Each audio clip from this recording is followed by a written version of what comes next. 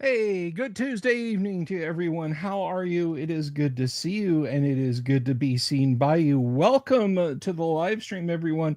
I, of course, am the one and only Bill Sylvie, aka the Dungeon Delver, coming to you live, loud and clear from sunny Central Florida. Paul Ravenscroft, Paladin Steve, Bob Schultz, and Vincent Joyce.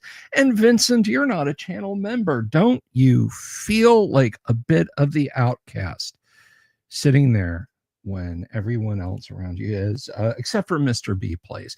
I'm kidding, of course. Guys, the best thing you can do to support the channel, if you're not going to support us on Patreon or become a member here on YouTube, is to click that subscribe button, click the bell icon for notifications, and spread the good news about this channel around. Get back in the green room.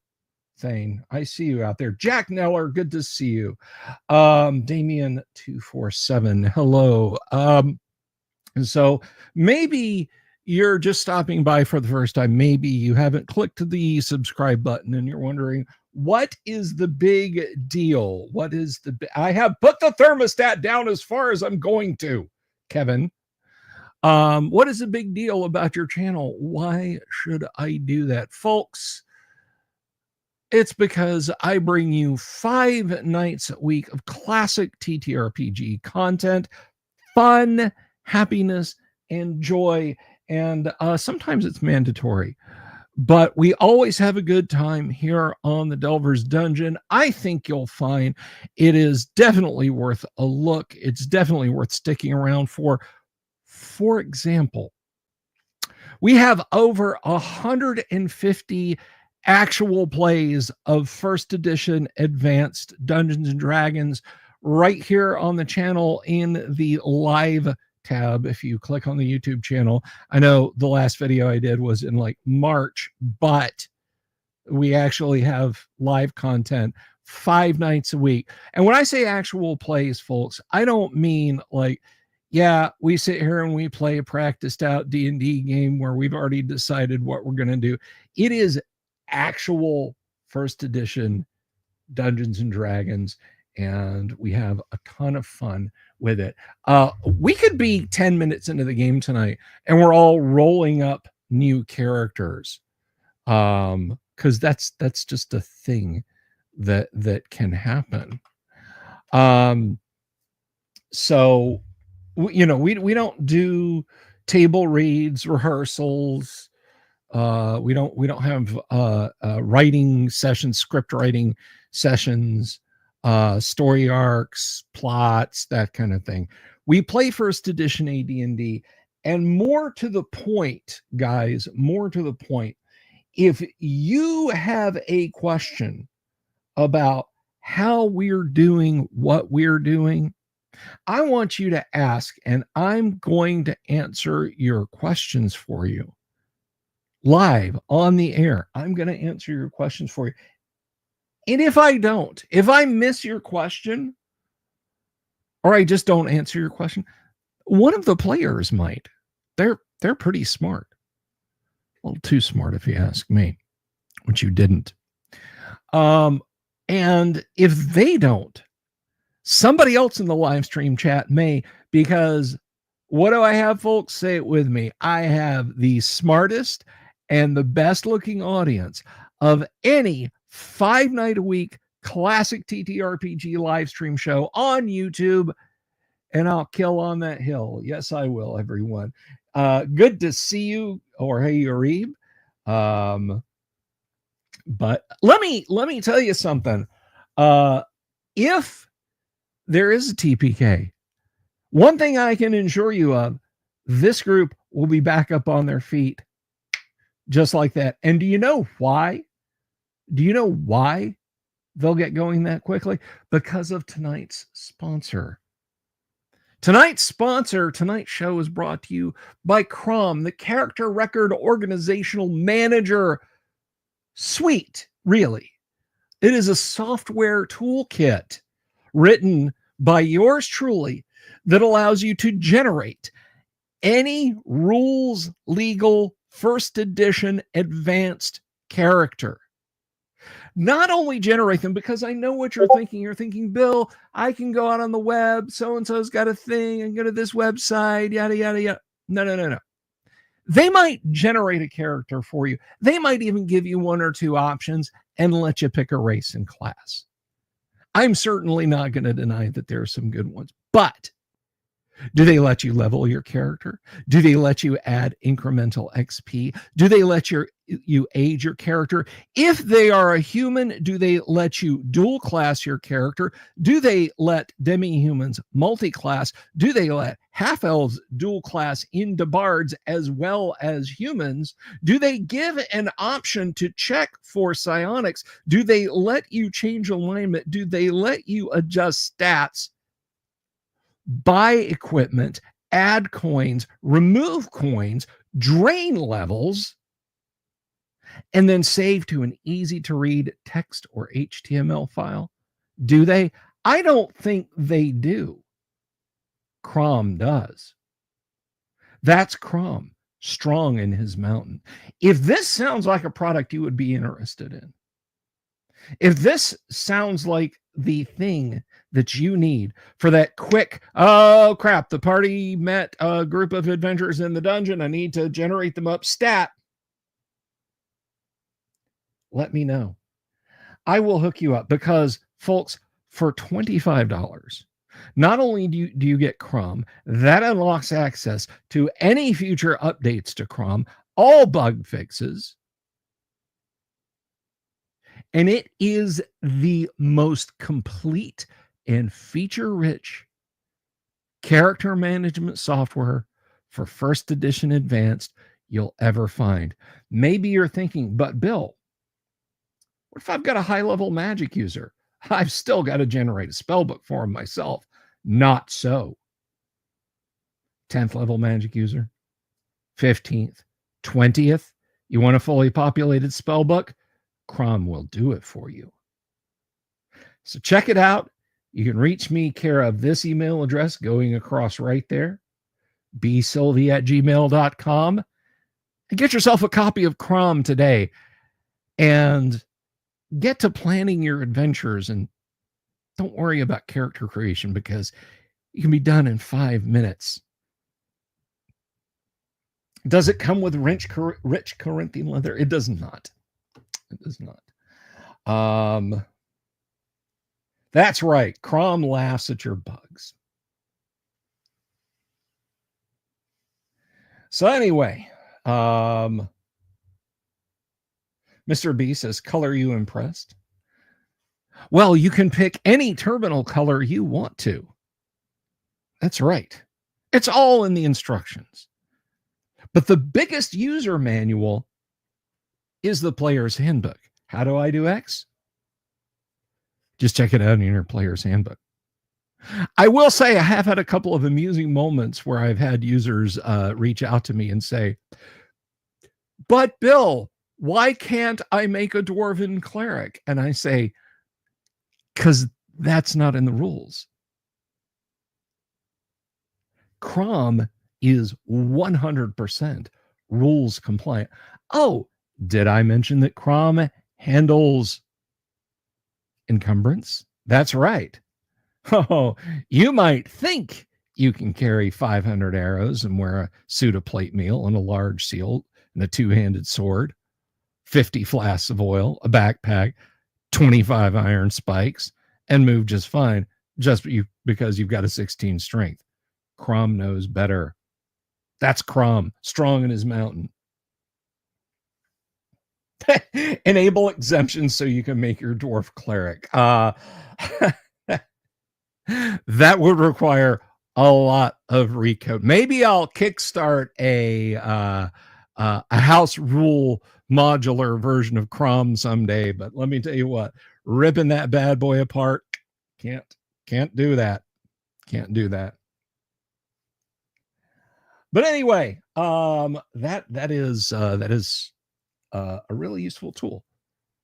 So let me know via email if you're interested in Crom, and I'm sure we can Crom to an agreement. See, that's the riddle of Silicon. What is the computer to the hand that programs it? All right, folks. Mr. B plays.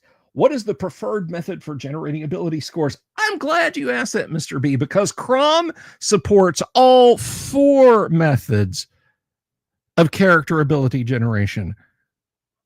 4 die 6, discard lowest, arrange to taste. 6 sets of stats. Pick the stats from each that you want. An array of 12 pre-generated characters.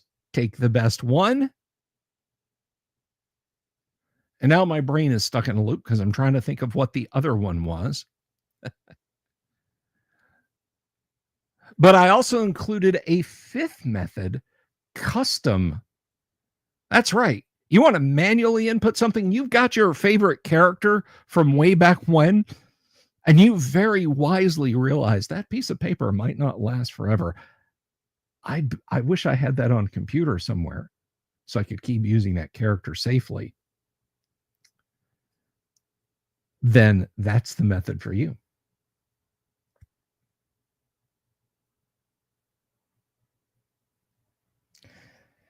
Sparta used brittle iron rods as currency. Is this something lawful evil hobgoblins would also? Maybe. I just have hobgoblins and goblins as greedy for gold as anybody else. But I mean, hey, if that works for your campaign. Dirty old Grognard. Good to see you. I'm glad you like it. I'm glad you like it. I love seeing testimonies about Crom out there on the web. I do. So if you're using Crom, let people know what you think.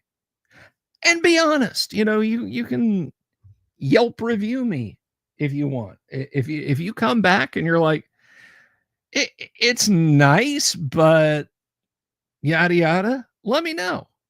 Let me know. Let people know. Be honest. Be fair.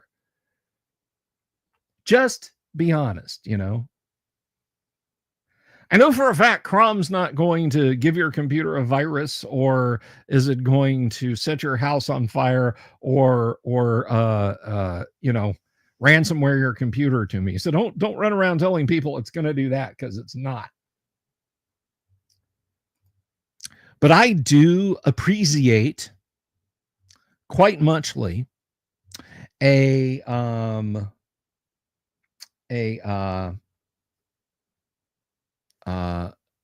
good review of it. Good as in detailed. I'll take any reviews you guys want to give. And TXG knows. Okay, so that's an important thing as we're getting close to game time here.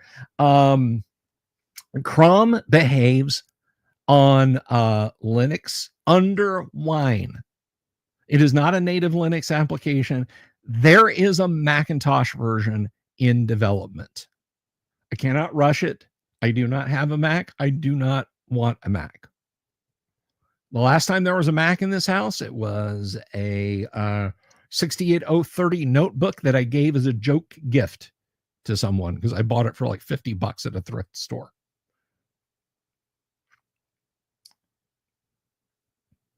It's great for quick NPCs. It's great for porting your characters into.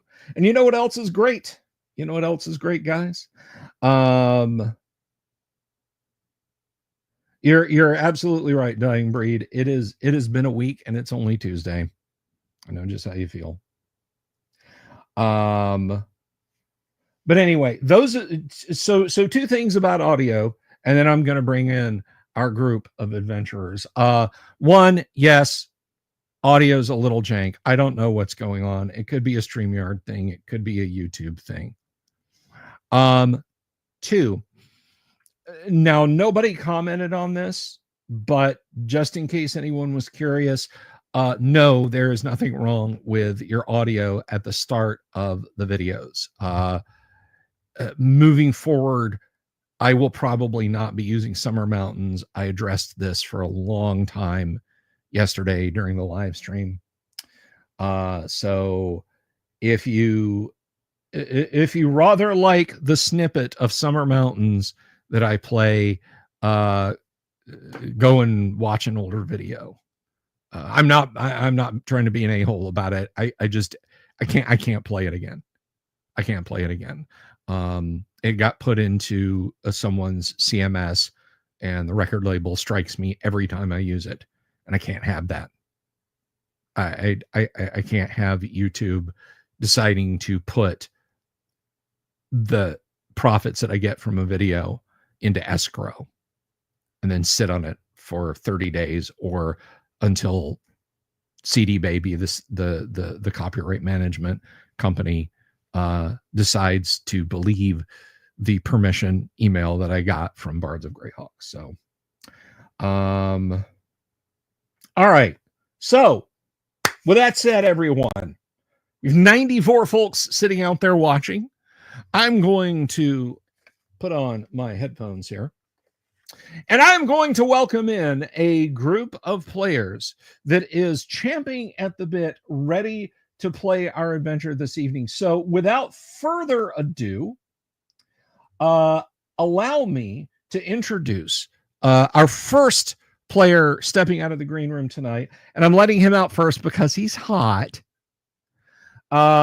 No, this guy, he plays AD&D with us here on Tuesdays. He plays Gamma World with us on Fridays. He is a stalwart gamer, a swell guy.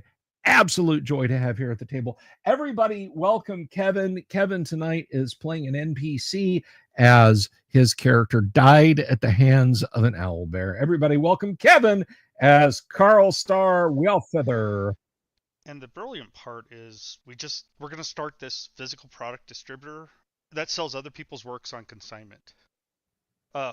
Hold on a second, Chad. What do you guys hear? Right. Next up, the newest member to the show, but by no means a neophyte. Do not mistake him. He's playing Paul, the brawny feud fighter. Everybody, please welcome Gonzalo, formerly of Gonzalo Lira's Bar Tab. Gonzalo, good to see you. Jenkins. Well, roll another character. Hey, I just want to quick give a shout out. A History Eraser button is in the crowd for the first time. He played Thistle the Pixie on Tall Tales of the Wee Folk. That's right. That excellent game you ran at Guac 2025. That was a fun game, and it was great to game with him. But hey, as far as Leroy Jenkins goes, I really don't mind a Leroy Jenkins approach. I only mind, I was out of mana. What did you expect me to do? This has become a drama guild. If you know, you know. Next up, we have a guy here joining us who has an absolutely great channel here on YouTube where you can hear about D&D stuff and history stuff, and he is kind enough and open enough to share some personal topics over there. I really enjoy his channel. You should absolutely subscribe. It is at The Indisability here on YouTube. Everybody, welcome Thane Kyle as Holdor the Cleric. TK. Greetings, all. Yes, it actually seems everybody loved Alexander the Nepo baby. So if you haven't seen that video, please go check it out. It's a riot. It's funny, Nepo baby is trending lately on YouTube, and I wonder what that could be about. We'll investigate that some other time. And last and absolutely not least, speaking of guys who have YouTube channels and make good content and are friends of this channel, that's the cool thing is like, you know, these guys aren't just randos. They're good guys, all of them. Well, this guy has been around for a minute or two, and he plays not only first edition AD&D with us here on Tuesdays, but Gamma World with us on Fridays, which is a completely different set of mixed nuts. But tonight he is here playing Durek Donagard, and you can find him here on YouTube at Doom Swords for some really cool esoteric views of first edition AD&D. Everybody, welcome Doom Sword Deathmaster. Dooms, how the hell are you, my friend? Hey, what's up, man? How's everybody doing? Doing all right. Doing all right. Can't complain. I mean, I could, but who'd listen? Okay, so thank you everybody for joining up tonight. Let's just make sure that our die roller is up and working, because the last thing I need is more trouble. Oh, don't step on that, guys. Be very careful. If you're putting your foot on your monitor, don't step on that. All right. Last week, the adventurers had fought their way through what could be described as administration offices. You had encountered 2 lycanthropes. You had slain a brace of bugbears. You had done away with a scurrilous scribe.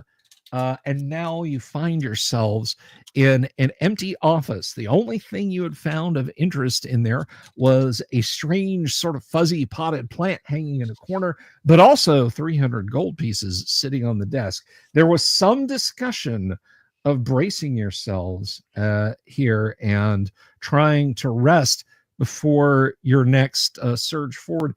Gentlemen, please tell me your intentions. I mean, that was my idea. So if people want to keep moving. Yes. Well, we never finished the conversation. That was indeed your idea, Paul, and there is prudence to it. What say you, Elminar?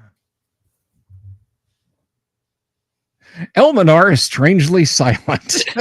Elminar rubs his chin and says, well, I have exhausted all of my spells, save for what are stored in this wondrous ring that was bequeathed to me by our fallen mage thief. I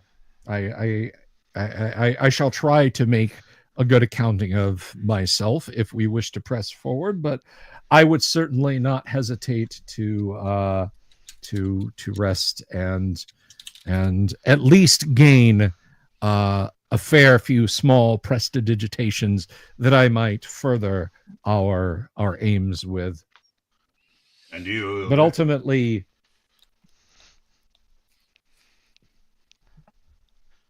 I will go with what the party majority wishes to do. I'm badly hurt, and we need spells. Indeed, which is why I would ask Hulder how he is. Well, you see, guys, how can I put this? I'm pretty much out of gas, yeah. If you say so. Well, Paul, it seems that your idea was prudent. For if I were to go any further, it would be foolishness of me, particularly considering that my companions are not of a similar mindset.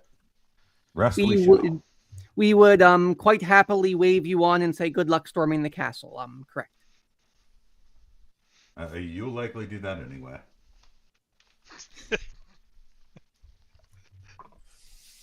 You're not wrong.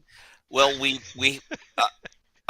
since we seem to be intent on trying to stay here, I'd like to investigate the secret doors and make sure that they're easy to get back open and we can close them while we're in here. Absolutely. Now that you found the mechanism, I was just going to point out that this is true of most, if not all, secret doors, unless I specifically state otherwise. Once you find the mechanism and show it to everyone, it's as sure as a doorknob. So, okay. My suggestion is we shut ourselves in and rest as long as we can.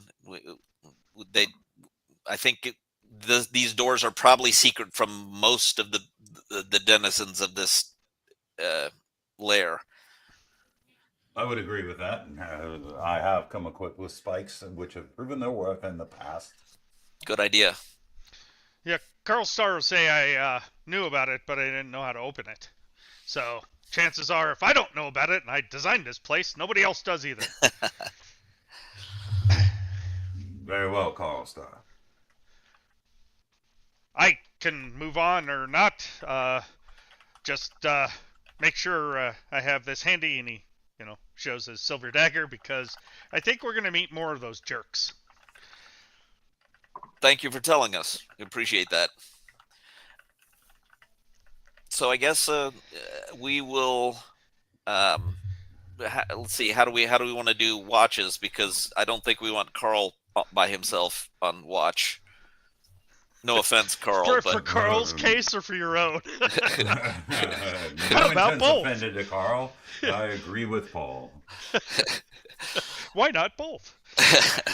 So, I guess Carl and I could take a watch, and then we could, and then people who need to get spells back need at least 8 hours, right? Pretty much, yeah. If I'm speaking in an out of game sense, I have my little spell table here. 5th to 6th level spells those require 8 hours of rest plus prep time. We really only need 6 hours plus prep time. So if you give us a full 8, that's fine. So I can be on watch for like 2 hours. I guess let's let Carl and I take a watch, and Denegar. I'm sorry, I'm mispronouncing your name, Doom. What's your character's name again? I am Durek Doom. Durek. Sorry, I was saying your last name. Durek. A Knight of the Radiant Shield from Onwall. Thank you very much. Durek can maybe take a watch by himself, or if he wants to go with Carl, but Carl's taking watch with one of us. Indeed, I generally take watch in the morning, for dawn is the most appropriate time to make accord with Foltus. All right. I will take Carl. Okay. And perhaps I'll proselytize in the process. Perfect. Carl, you're going to love this. And I will take first watch. You guys have no idea how it was to work in this place. You think EA was hard.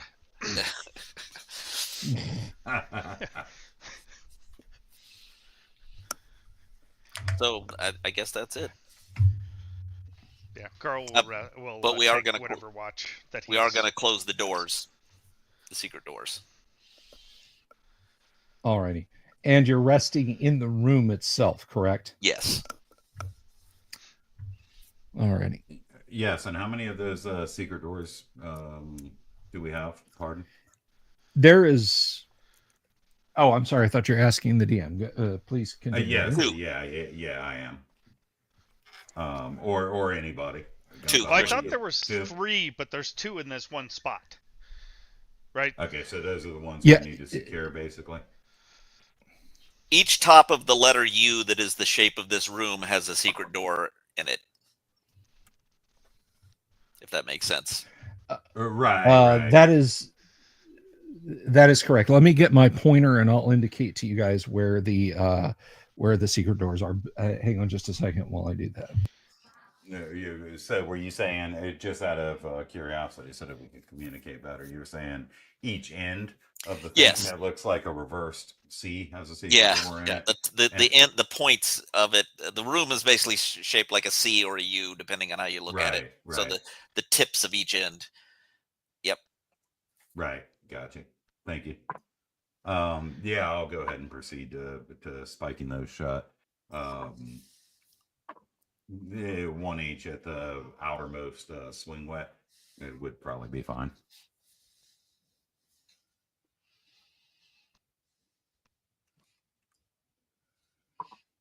So where I indicated there with the pointer, that is the 2 places where there are secret doors that you have found.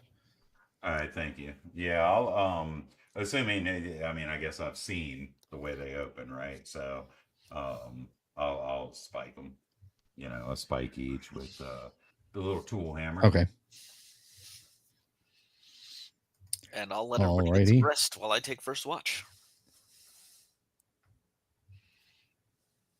And by the way, middle watch. Sorry.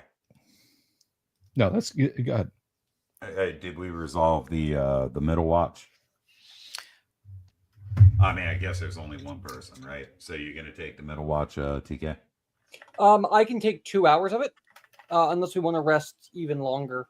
And Bill will let me split my rest into 3 hours, break 3 hours. So. No, the rest has to be continual and uninterrupted. Well, it looks like we have an extra long watch, boys. We Yeah. have to watch him sleeping. I can watch the first 2 hours or the last 2 hours, but it's got to be one or the other. Perhaps you should get your rest. Already. Derek. All right, so I guess we'll split it up into twos, right? It's not very long, so I'll take the second one, and Paul will take the first one. Yep.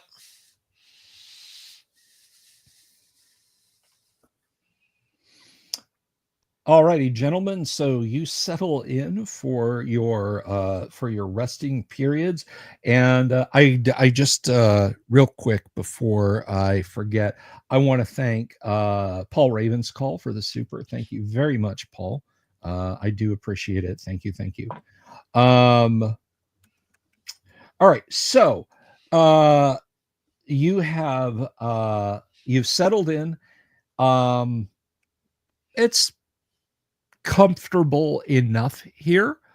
There's a large sleeping pallet for you to rest on. It'll hold 3 people at a go. So, you know, so you all settle in. Can I interrupt with something real quick? Do you mind? Yes, absolutely. Go ahead.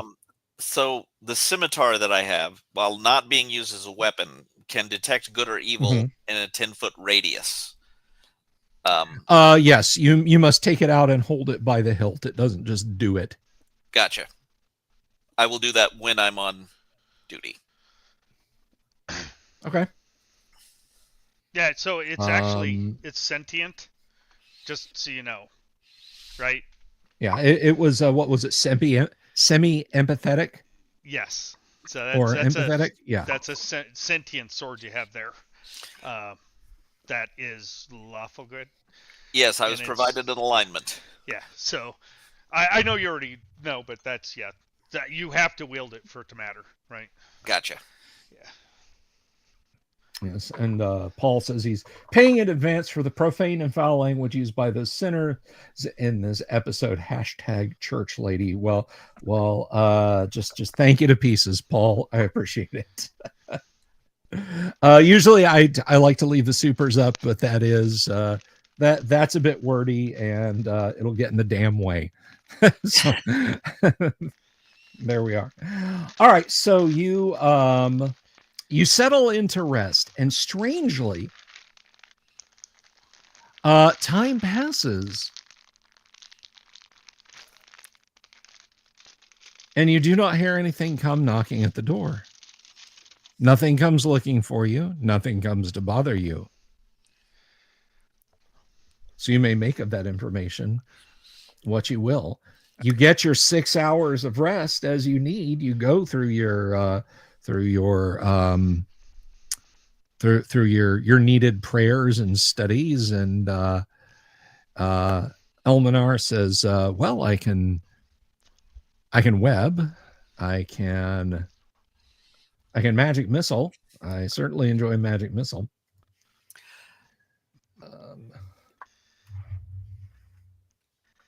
I am just pointing this out for the spellcasters that I'm down to 20 from 43 hits. I can assure you that they care deeply. Yes, I assure you.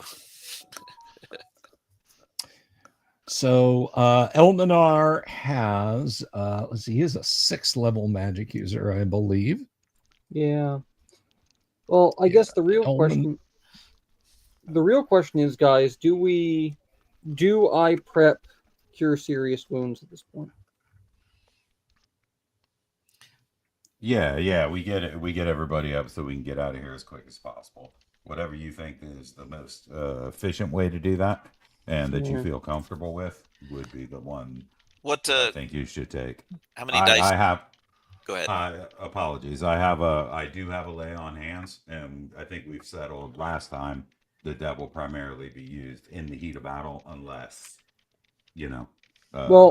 unless we need to use it otherwise.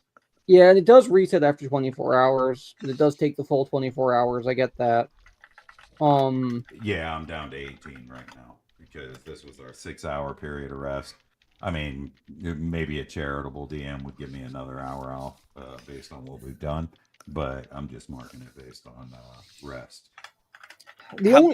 I'm sorry, go ahead. I don't like prepping Cure Serious Wounds because I could do a lot more with Sticks to Snakes, frankly, as far as stopping the fight and stopping the hit point loss and crowd control. As far as offensive capabilities, Jooms has played with me enough to where he knows I like to play battle clerics. Which is why playing a pacifist is a fun challenge, right? Right. So it kills me to cast as shitty a spell as Cure Serious Wounds is. Yes, but Paul can charge along I know. with me and lay waste to the opponent. Yeah, so I'm gonna go ahead and cast Cure Serious Wounds on Paul. Oh, thank you. All right, so Cure Serious Wounds, for those of you out there who are curious, no pun intended, on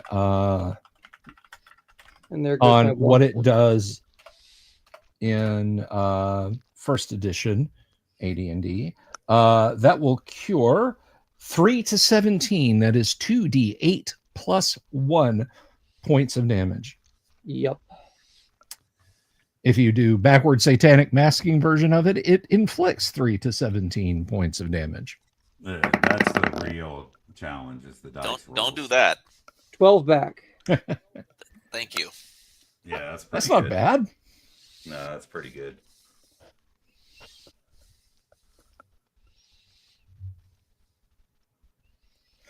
Damien asks, do paladins gain more uses of lay on hands as they gain level? They do not, but they do gain more potency to it as they gain level. At say 20th level, a paladin is healing 40 points of damage in a single shot. I'm sorry, go ahead. Now what they do gain more uses of is they get cure disease. They get more of that per weekly period. Go ahead, Paul. I'm always learning from you. So do we want to move on from here, or I mean, no one came. We can. What else should we do? I mean, we could stay another day and heal up some more. Well, I believe a young, good cleric has a low-level prayers to his god that he may utter at will. Okay. I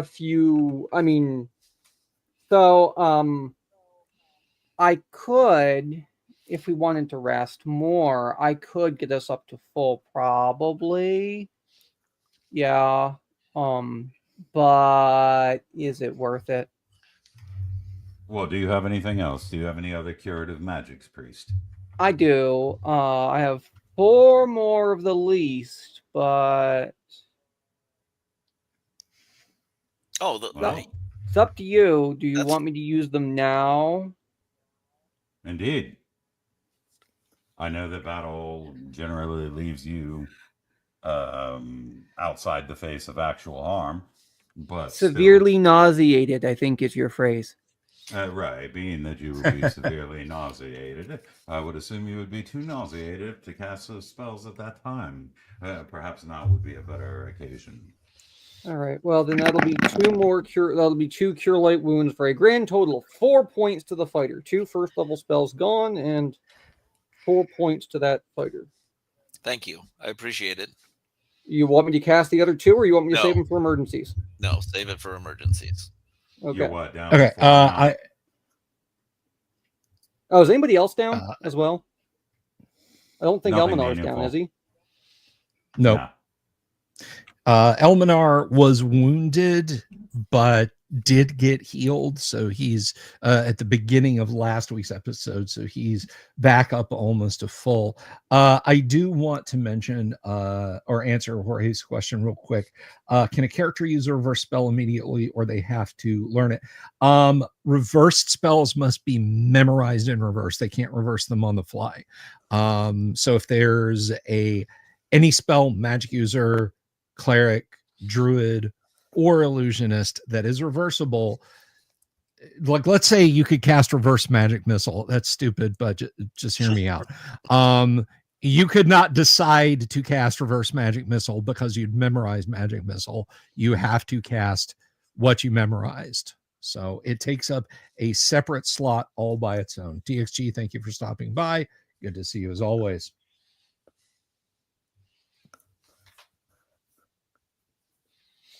All right, I guess we're ready to move on then. If that's the case, I will use the scimitar to detect evil outside of each door before we attempt to open them.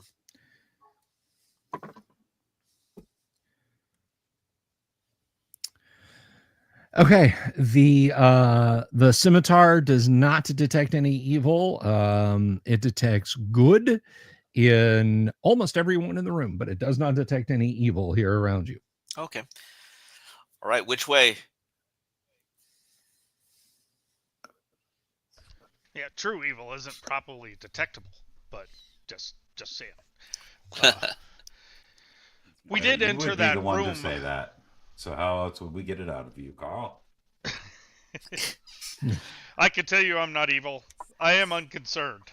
Although, now that I have support, what an evil individual would say.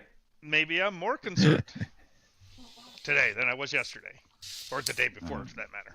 Are you less miserable? Yes, I have never had companions in the past. I've only had people that I told what to do, and then people that told me what to do. So, yeah. Didn't like that arrangement as much. Another question from the gallery: can clerics in AD&D swap out a memorized non-healing spell for a healing spell? No, on-the-fly spell switching for anything in first edition is nicht Gewehr, which of course, if you don't speak German, that means it's not Gewehr. So you must memorize the spells that you want to cast as you want to cast them. We don't do slots, gems, mana, anything like that over here in first edition AD&D. And as always, pick your spells. Go ahead. Rauchen is verboten. Yes. Rauchen. Yeah, I think the first rules that had that in it was the Arcana, or what was it called? Arcana Unearthed that Monty Cook did back in the day. For third edition? Yeah, it was the third plus, no idea. Right? Yeah. Yeah, that's when the first one, they're like, you could substitute a curing spell for any spell. Right? So, but yes, first edition, it was. no so. And by the way, anyone who was all about that. Anyone who is curious, I learned all of my German from Hogan's Heroes back in the 1970s. I learned my English on the same show. Very good. There is an Unearthed Arcana for third edition D&D, but they also published a supplement called Arcana Unearthed. Unearthed Arcana was, of course, Gary's financially helpful, if a little jank for game purposes, a book that he released when he came back to Lake Geneva after leaving California. So anyway, I know it's not a great camera angle, gentlemen, but you'll just have to bear with. This is the C-suite, as it were, that you've been in here in the and down here all the way in this direction, you of course have a zigzag hallway that leads back out into a gallery area. So you guys tell me what it is you'd like to do. I mean, I would say we would go through the door where we're at into the paymaster's office, I think it was, and then head back into the hallway. There's one door we didn't get. I want to say it's, if going the way we're going now, it would be the second one on the left. I want to say that seems right to me. And seeming is half the battle. Indeed, it is. The rest of it's violence. Maybe I'll sing the song and you can get copyright stricken for that. Please no. I've had about enough of that as I can stand. And I can't stand it no more. I think your plan is sound and solid, Paul. Alrighty, I will lead the way and head back the way I've said, back through the office where we found the 300 gold pieces, and then back out into the main hall. I will stop. I will listen at each door. If I don't hear anything, I'll slowly go in. I'm not going to kick any doors in now because there's no reason to do that until we've made some noise. Very well. Alert me right away. However, for the glory is not only yours. we go together. Indeed. Like Shamalama, you dink it and ink it on. The question Damien asks is, what is the optimum distance between the magical scimitar and the paladin for detecting purposes of detecting evil? A paladin's detect evil is basically a magic flashlight. It focuses in a beam straight ahead, and they must focus and concentrate.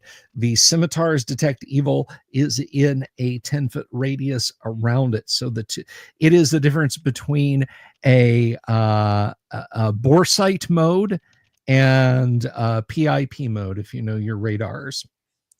So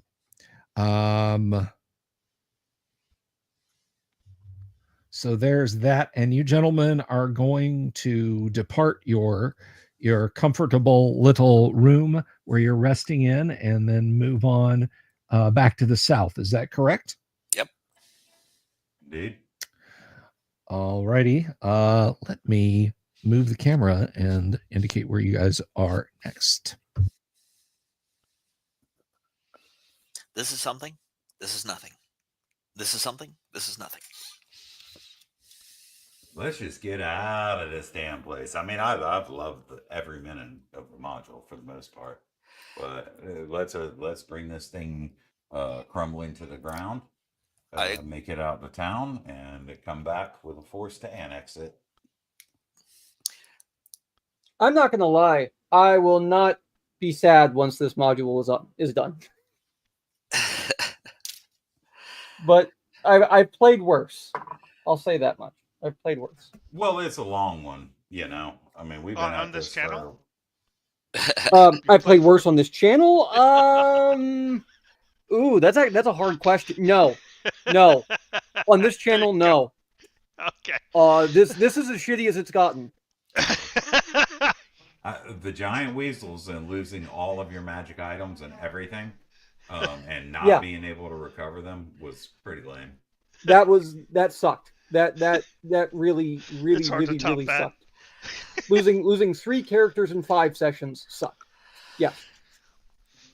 I had nothing a little bad. I was only responsible for one of those deaths. I want to point out, Paul. You're correct. You're correct. Well, you as a player has only been responsible for one of those deaths. Who knows what you did on the backside? Okay. Right. When you were a witness. Alrighty. Okay, so I think that one is going to be the best view right now. You guys have come out of the office area. You have a door to your immediate right and a door at the end of the gallery in this direction, where I'm indicating with the stick. You are 2 doors on the right. I didn't arrange the cameras very well for the other points. Sorry about that. Damien thought the sewer spiders were the lowest one. Really? Because I thought the sewer spiders was the best thing that I've run. Yeah, well, my 7th level thief worked all the way up from 0 experience points, died, and He died twice during that. The second one permanently. We're not bitter. Why would we be bitter? Yeah, well, the thing is it was the player's fault. I fully expect to roll a new character up on every session, so if I get one that doesn't have a new role, I'm actually pleased.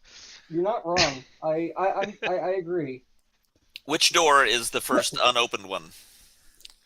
Let me do a little bit of camera adjusting so you guys can see slightly better. Hang on a second. Let's see if you're right, Gonzalo. That would be second on the left. And I actually concurred with that tentatively. That's what I just want to make sure that I'm right about that. They should all, if you remember, Paul vigorously kicked all the doors open. So they should be obvious which ones we've not been into but there should only be one unopened as far as I remember. So if there's more than that closed, somebody might have gone in one of these rooms. Yeah, right. And I can't be certain about the one door open, or closed yet. I can be certain that it was a maximum of 2. Yeah. Well, and the one we came out through the secret door, we never opened that door to the hallway, but it's open now because we used that door to go out into the hallway. Right.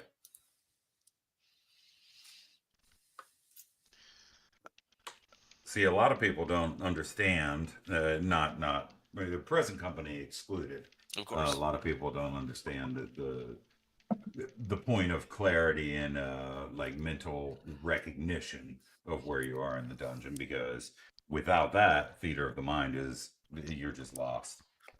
You can be, yes. Yeah.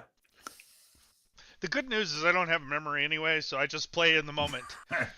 I can agree with that. That's what you do when you forgot what was going on, and then you say, "Oh, I need to remember what's going on from here on out." Is there a case where that's not true? I think I've always forgot what's going on. Yeah. Which character am I playing again? It's Tuesday, right? What You're game do we Elminar, play on bro. Tuesday? All right. I'm so happy to know that my game keeps you all engaged and invested in your characters, and that I can't just be cruel and arbitrary and dispose of them when you guys give them such obvious consideration and thought into their fates. All right, so this door and this door are yet to be opened. You have a door on your immediate right, just outside the administration area, and you have a door in the far right corner. Which do you wish to open? Good evening, Joe Kaufman. Good to see you. First one right there in the middle. We're no longer leaving doors behind. We were forced back this way, so we're opening the doors now. No, I believe they both lead into the same place. They're too close together unless they lead into hallways. I'm prepared. Excellent. Yeah, hey Joe, where are you going with that super chat in your hand? Down and out. Don't. All right, go ahead. I was going to say normally I would be deeply invested in my characters, but this module has killed them. This and the last module has killed that. I'm sorry, Bill. I genuinely for the next adventure series when we're not doing slavers, I'm 100% back invested in my characters. But for slavers specifically, no, I can't. Holder's gonna make it like all the way through A4. That's fine. Standing on the docks, watching Suderham burn, going, well, that was a mess. But until then he gets the pleasure of G1 and G2 and G3. Well, G1's easy. You burn everything down. It's easy. All right, so gentlemen, opening door. Yes. Roll door opening there, Gonzalo. Alrighty. Gonzalo. Gonzalo. Ooh, I don't think I did it. Does not budge. Guys. History eraser button. Go to the next one quickly. We must make haste. I'm the dude who plays the dude who killed another dude. So you're not going to try to open it? I do not have the strength for such a task. It is brute strength. My strength comes at a cost. Yeah, dude, I got a 12, man. I mean, I'll try. A 12. But, I mean, you might. It's a 1 or a 2. Yeah, might as well give it a shot. You got a 30%. yeah, and it usually does not work. You have a strength of spirit that goes beyond physical Indeed. strength. Strength But is not my now. dump stat. No. I mean, you guys can make multiple attempts on stuck doors. You don't have to feel like we can make multiple attempts at making noise. Yes. Well, I mean, we kicked doors in, so I'm going to try again. Fultus, I think- please open the door for us. It worked. Yeah. Brother Carl, you have a hidden all right. talent. So you smash the door open, and what is behind that door? I'm going to go ahead and just start chanting, just so we have it on record. That way, at least while we're making all this noise and stuff, I'm at least, doing something. If you're gonna make noise, if we're making noise, why not? Right? What is behind this door? I wonder. I wonder. all right. So you force the door open. I will go ahead and move some cloth cover back, and then we'll come back and tell you what you find. I believe it's felt, right? Isn't that what it is? Yeah. Yes, it's black It could be felt, but I woven cat wonder- hair. It's hard to tell. I was wondering if it was just a green tablecloth underneath, because it didn't look like it had the elevation or whatever you would call it. I wonder if green felt could be green screened live on a live stream to cover up areas. Oh, I bet you could. Absolutely. That'd be awesome, because you could have a tabletop that has that green felt on it, and then you can project stuff onto it. Right. To make it look like it's a TV when it's actually more expensive to do it that way than use an actual TV. Right? Well, the thing is with NVIDIA broadcast in conjunction with something like OBS or Slobs or whatever, you can do a lot like that. That's actually a really good idea. Hey, Joe, thanks. Appreciate the super chat. That's awesome. I'm going down to the Delver's Dungeon, I caught him killing another man. There is a band whose name I cannot and will not say on this live stream, but they have a cover of Jimi Hendrix song called Green Haze. It is the music to Purple Haze with the lyrics to Green Acres. And actually, I mentioned up previously in chat there that Typo Negative has Peter Steele way back in the early days with Hey Peter. Well, it's actually called Hey Pete. Yeah. Where you going with the axe in your hand, and that's when they were raw, and they were just a damn solid band. That's on the Origin of the Feces album, where upon the cover you can see an actual picture of his spread, Okay. thing. Alrighty. Taint. Yeah, but this is full on though. I mean, the Yeah. I was finding a more YouTube friendly word for you. I just wasn't I wasn't well versed enough to know the actual medical term for what the thing is in the middle. Green Acres is the place to be. That was a great Farm living is the life you see. Land stretching out so far and wide. Take Manhattan, just give me that countryside. Do. Where's the guitar riff when we need it? I was always a bigger, and this might be controversial, I guess. I was always a bigger Nitro fan than I was a Jimi Hendrix fan. I don't know. I don't know who that is, so it can't be. So, but I gotta ask, D&D, were you alive when Jimi Hendrix was alive? No, heavens okay, no. so yeah, that's probably why. No, I wasn't there, right? So if I was there, that'd be completely different. But I also wasn't alive when Nitro was singing. So like, oh, there you go. Well, I not was when alive they were when in their Hendrix heyday. was alive. So was I. Yeah. I want to greatly thank Joe Kaufman for the super and for catching the Jimi Hendrix reference. Thank you very much. All right, lads. I'm sorry, Bill. We already thanked him. Thank you very much. While you were. Oh, okay. All right. You already thank you for the super. We're ahead of you. We're ahead of you. That's why I pay them so well. I would like to distance myself from him for the rest of the. All right. It was the henchman. You force the door open, and you're now looking down a hallway that extends into the distance. There are but a few guttering torches and cressets along the way. Let me tell you guys a little bit about what you are seeing as you look down. Safe, empty hallway. One would hope. One would hope. All right. So looking down this hallway, on the left-hand side of it, and I apologize for not having the cover removed well enough for you guys to see this, but on the left-hand side of the hall, at the 30-foot point, it looks like, and then maybe 20 more feet after that, there are doors. You can just make out, and the end of the hallway is too dark to see. 2 doors on the left, nothing on the right. Shall we go down this way?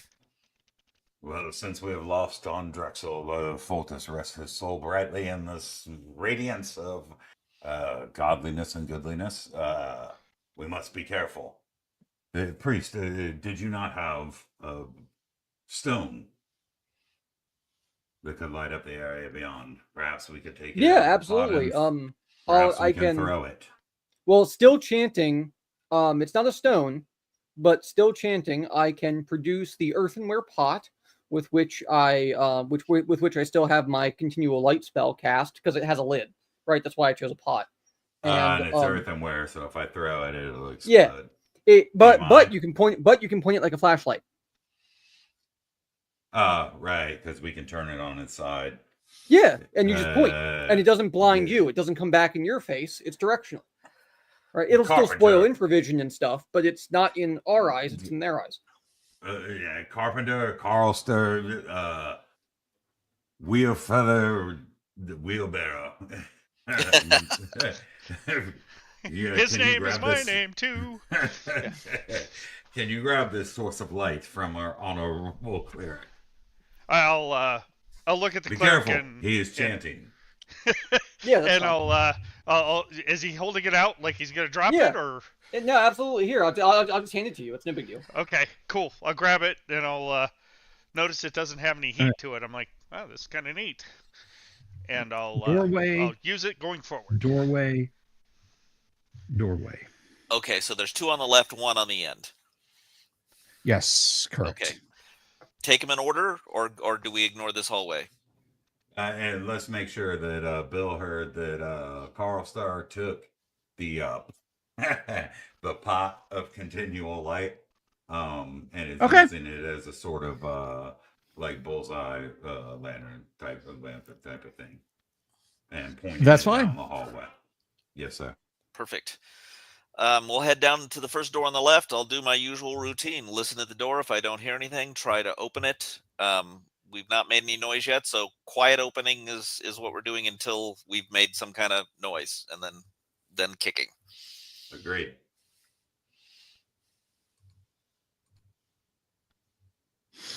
Alrighty, so you travel down the hall and go to the first door on the left. Let's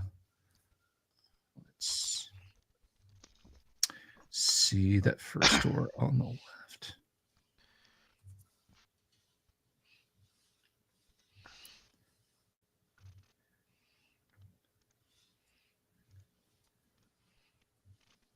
How long did it take you to learn to speak that way, Dunagar?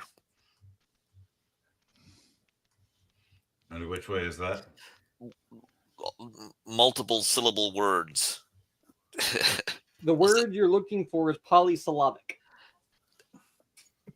Well, you know, Sounds religious. I took his tutelage from the renowned Prophet Smedju, the Elder, in fact. But not many people know that. Okay, so opening this door, or going up to this door, there's a dog's skull hanging on it. A dog's like a literal skull, or just an emblem of a skull? Like a literal skull. Like there's an iron nail in the door, and the dog's skull is pinned on it. Okay. Poor doggy wog. I'm not gonna listen. I'm just gonna kick it in at this point, because I don't think anything good can come of playing it safe here. We need to surprise them if we can, if there's somebody in here. Alrighty, go ahead and roll to open the door. Nice. Brilliantly done. All right. You smash the door open, and if you will give me but a moment, I will show you what you see. I will try and get a better camera angle than we currently have there. So I got a good feeling about this area. I feel like there's going to be the deed to a castle or a harem or something here. I think there's going to this. I got a good feeling. A harem of giantess women. Yes. The frost giant's daughter. That's right. Yes. Dream of large women. And no Conan in sight. He's a good guy. He'll Conan share. or the frost giant? Conan. Oh, okay. Conan suffers no I have a good feeling fools. about it too, Paul, but for a different reason. For you see, what you are actually understanding is that your fate lays forward your destiny at this particular moment. There are two types of situations. They're defining moments. Either the moment defines you, or you define the moment. That is deep. Paul's just a mercenary soldier, so he's trying to listen and understand. Wait a minute. I'm gonna roll something fine, very, very fine and green. I'm gonna pass it to you and say, drink, take this, and then think about that statement again. It's not wormwood. Totally not wormwood. Okay, Paul's not dumb. He's got an intelligence of 11, so he's probably not. He's sharp. Yeah. He's more wise than intelligent. Yeah. The problem is when recursion's put into play, where you define the moment and then it defines you. Which defines the moment, then you define the moment. Then I hate recursive subroutines. I hate recursive everything, including.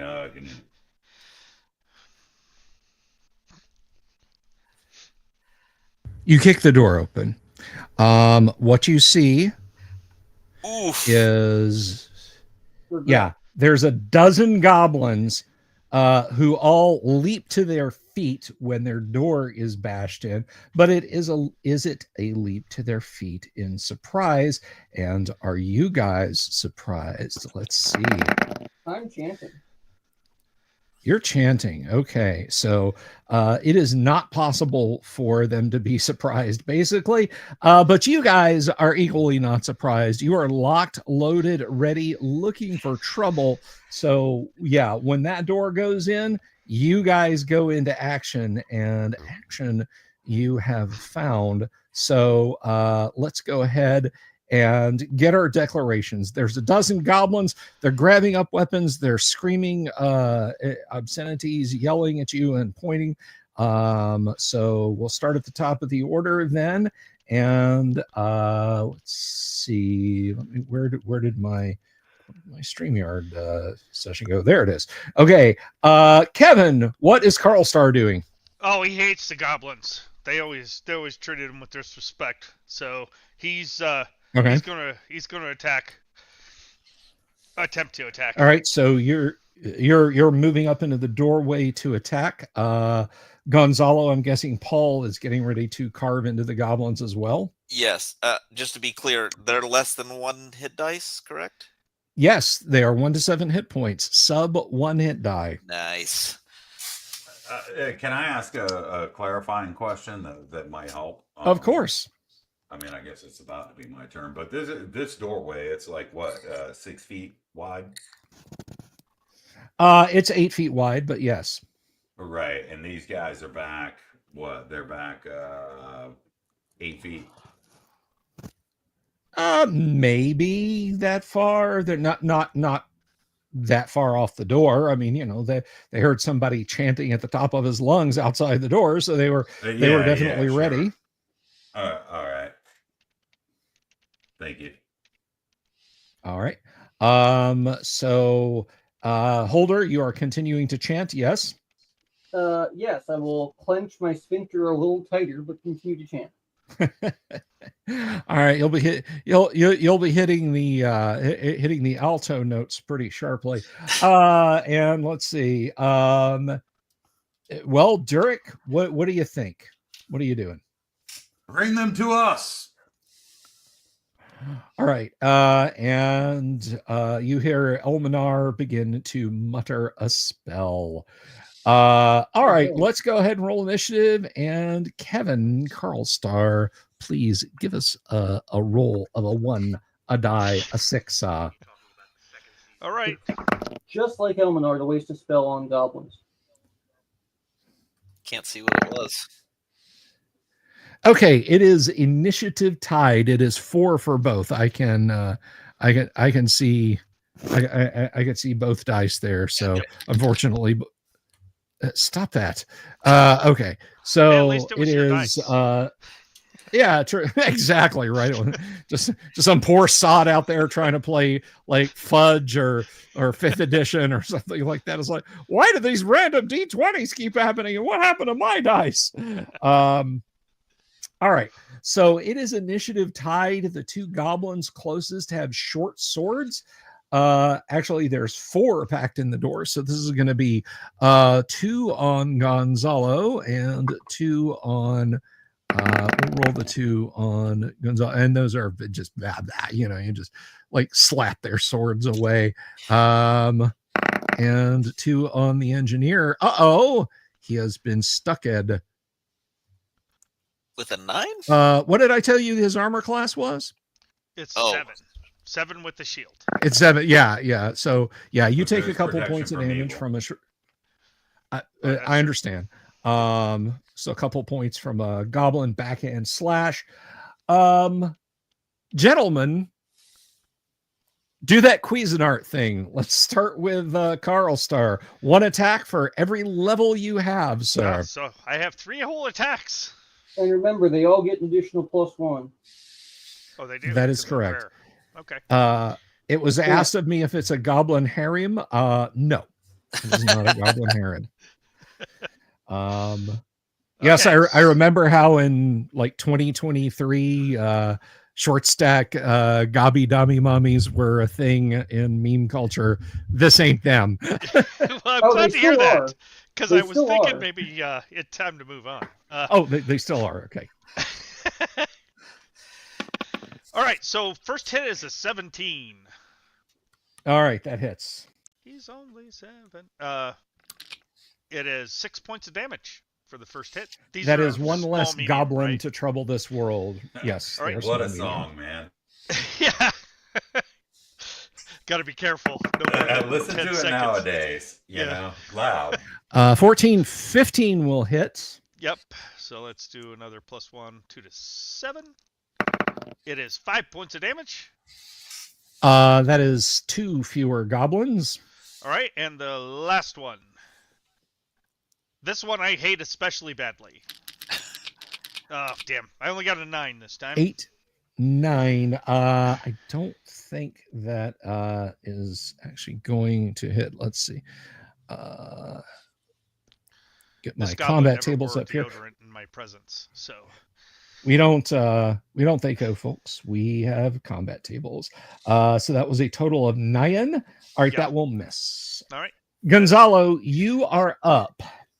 All righty. So how many can I attack here? I'm 5th level, but he just killed 2 in the front rank, right? Yes. So there are a total of 6 up by the door. So okay. You can potentially clear the way. Okay. So just tell me how many die 20 to roll. 3. 3. Okay. So. Or wait, he healed 2, 4. I'm sorry, 4 die 6. How do I 4 tell die it 20. to roll more than 1. Just click the die multiple times. Oh, I see. Yeah. Yeah. So how many? 4? No. It's going to add them together. 4. You're just going to have to ignore that, right? Yeah. Okay. Well, all right. So do we want to do? I'm looking at die faces only. Just go ahead and roll a handful of d20s. Okay. It's fine. All right, 4 of them, right? We'll figure it out. 4 of them. All right, so I'm seeing a hit, a miss, and actually the 4 and 5 may actually hit because you're at +4 and you're 6th level. So I'm 5th level. 5th level. Okay. Same table. You actually hit with 3 of those. The 4 missed, the 5 hit. Well, wait, no, because are you using the +2 scimitar? No, I'm using the +1 sword. I don't have proficiency in scimitar. Okay, all right. So let me see. There's the chant plus. Yeah, you hit with all your attacks. Okay. Oops. Well, there's 1. Yeah. Oh, that's the wrong die. One I'm dead sorry, goblin. That's the wrong die. That's fine. It's a D8. Okay. Wow, you should have rolled a D8. Yeah. So. I mean, let me tell you something. You get +6 damage. If you really want to roll all of these, you can. But you are moving without let or hindrance. You are slicing I'm slaying and dicing goblins. All before me. So I killed 4, I guess. So, yeah, you killed 4 goblins. Elminar shouts, calls out his spells, and he is spreading these out. And he calls out the ancient words of Cornelis, Harlanus, Sanders us, and bolts of blue energy streak from his fingertips. I expect him to do that for every one of his spells, which I have done many times in the past, just so you know. All right, he injures 1 goblin, kills 1 goblin, injures 1 goblin. There are now 5 goblins remaining in the room. Gentlemen, let's get some declarations. Let's Hey, sorry. So I didn't actually do anything. You know, my declaration was to shout out to hold the door, but I didn't realize. Okay. So could I just say, is it possible for me to make it over to the second doorway and just guard that during the time? Yes, absolutely. Absolutely. You can guard that doorway. Yeah, yes. That's what I would like to do. Yes. Thank you. That was predicated by being able to move over there. That is A-okay. All right. So Carl Starr, are you gonna step into the room a little bit and get your murder on? I'm gonna try, yes, assuming they don't murder me first. All right, let's see. Paul, same thing. Yes. Holder's going to continue to chant. Yep. All right. Elminar says, I think we've done enough damage here. He blows across his fingertips, puts his hands in his pockets. Let's go ahead and roll initiative. And I think the next in order actually is you, Gonzalo. Give us a D6, please. All right. So the goblins rush forward to press the attack. There are 5 of them. There's enough room in that open doorway that they are screeching and swinging their swords and trying to hack you and chop you. Dooms. Let's see. What is your dexterity, good paladin? Yeah. So my dexterity is a 10.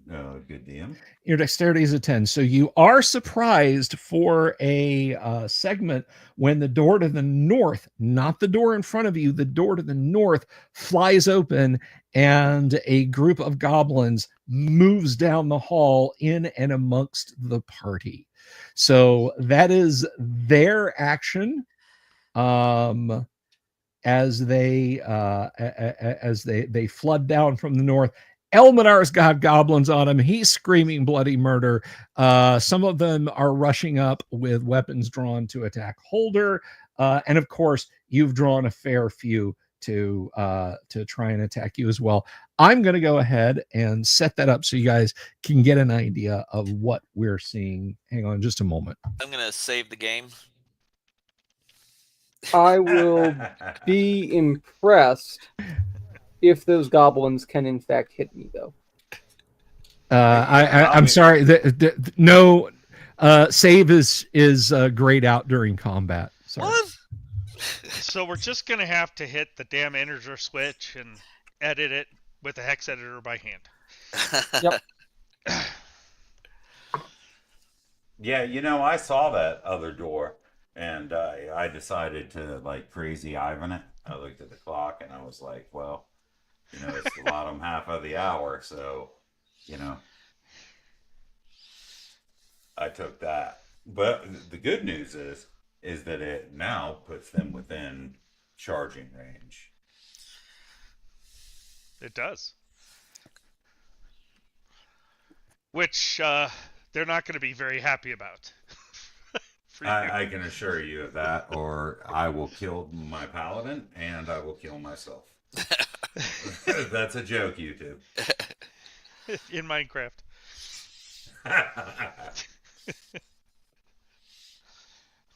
Do paladins get the multiple attacks like fighters against? Oh, yes. Okay, good. Yeah. That's one of the distinctions that actually should have been made in the PHB is that that the paladin and the ranger are a subclass of the fighter. So when it uses fighter specifically in the terminology, it means all of the subclasses of fighter.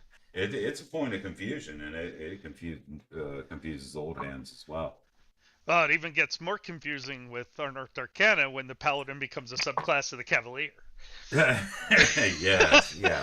That's why I'll often joke if I feel like being particularly onerous to the other players, then that's when I'm Paladin subclass of Cavalier. The rest of the time, I'm kind of right in the middle right now. I am going to use Unearthed Arcana if and when I run my Berghoff campaign thing. It's actually a better book than people call it to be. There's some weird stuff in there, especially the magic item stuff where it's really silly. But I don't like the Thief Acrobat myself, but there's good stuff in there. You know, that was my dad's first character was a Thief Acrobat, actually. Because he watched a cartoon, or no, it was because he preferred that kind of subclass of thief. He wanted the carny. The carny. Yeah, he liked the idea of like the second story guy kind of thing, where you're like, if you remember, kind of like Shaggy in the old Scooby-Doo cartoons, when like he'd be they would pick up Shaggy and throw him in like the second story window kind of thing. That was kind of his idea of a thief, was like, yeah, I'm the gymnast kind of guy. Let's go. You know, I can't take a hit, so why not? Which cartoon would he have watched that would have made him like the Thief Acrobat? Probably Scooby-Doo, frankly. Oh, the original Scooby-Doo, not the Scrappy-Doo version of Scooby-Doo, which is not worth watching. Yeah. True. I actually, my relationship with him isn't good enough to really know, but I have all of his old character sheets and stuff. Nice. Okay, let's do this. Okay, so it is chaos out in the hallway out here. Durek, you're under attack by 3 goblins. A dozen have poured down the hall. 3 are attacking Durek. 3 are attacking Paul from behind. 3 are attacking the engineer from behind. 1 is going after Holder. Let me see. That is 3, 6, 9. Yes, 1 is going after Holder, and 2 are going after Elminar. So let's see. They used their surprise to move, and they won initiative. So let's see. 1, 2, 3 attacking Durek, and a couple of them land blows, but none that do any damage. 1, 2, 3 on Paul. What is your shieldless armor class there, Paul? Shieldless armor class would be. I know, so it'd be 3 because I don't think I have a magic shield. Okay.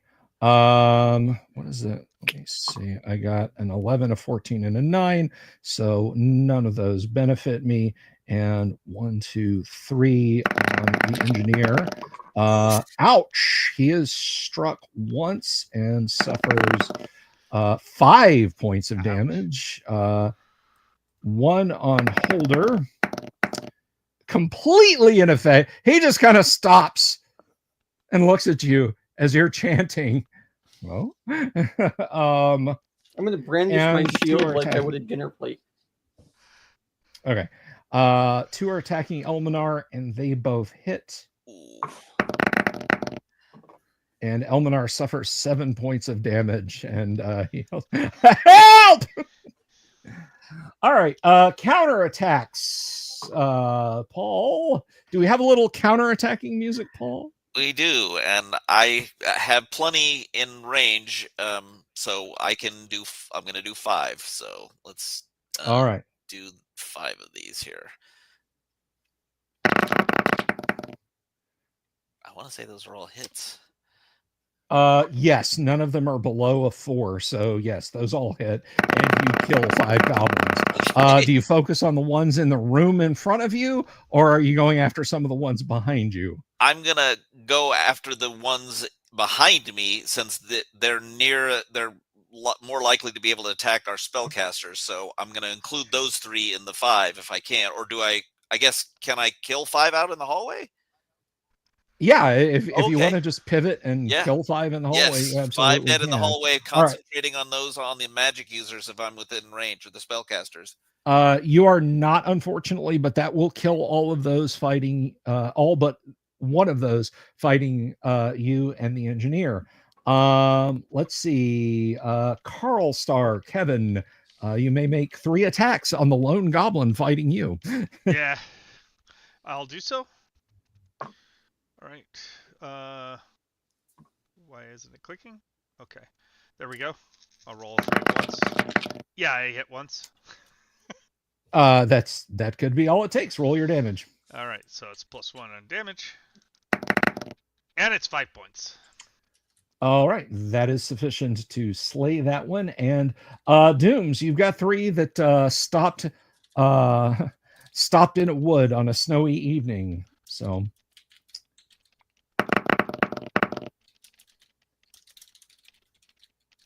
first is a miss, second is a hit, third is a hit. You still have attacks. You slay one of them. All right, yeah, I'll just finish the 2 damage rolls here. That's fine. All right, so the second one's a 4. Second one actually is still up, so you've still got 2, 3 more attacks.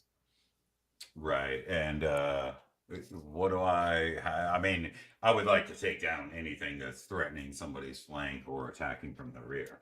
That's reprehensible. If you're a little far away to do that, so deal with the ones you got near you would be my advice. Yeah, whatever you got there. Thank you. All right, so you've got 1 more. That's 8. 8. AC 4, I believe. That actually does hit. Yeah, I forgot to add in the chain. Leave none alive.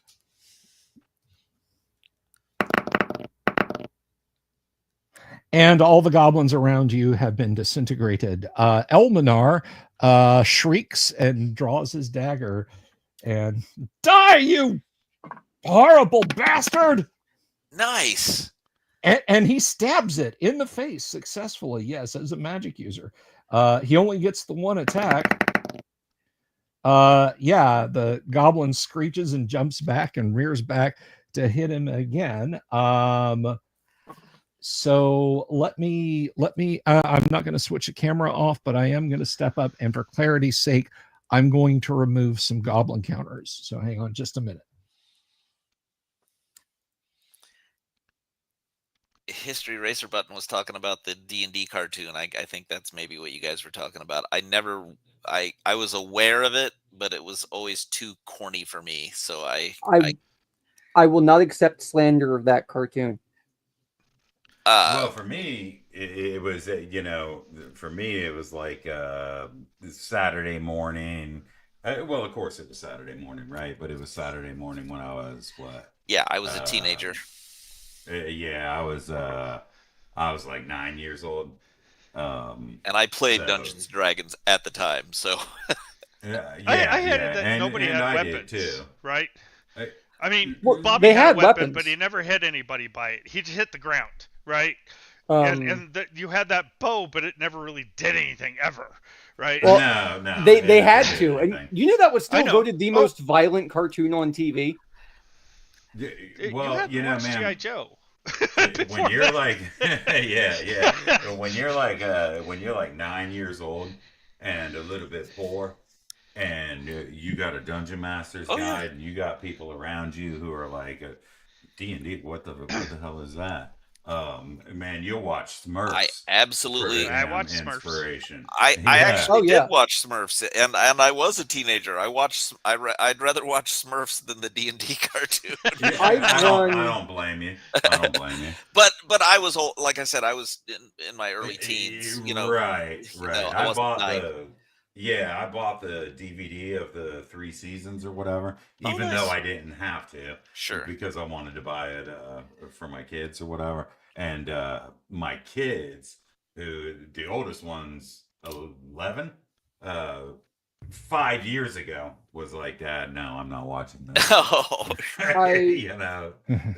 Having a DM meta character is really fun sometimes, but I really love the world of D&D.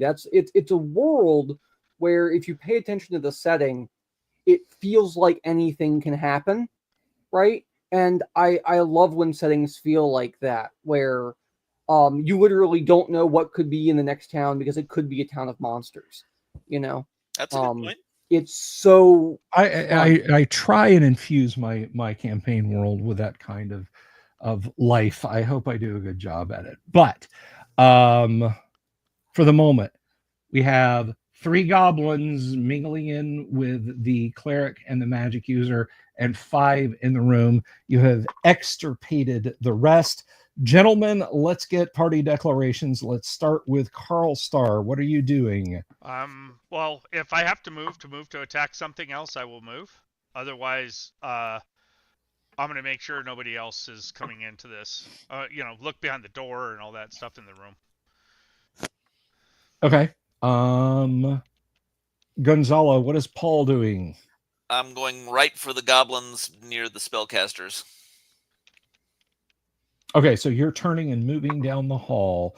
Doom, I'm sorry. Can I charge Kyle, them? What? Yes, you can. Okay. What is Holder doing?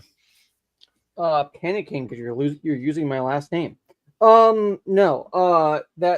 Just I will be chanting in a higher octave to increase the how can I put it?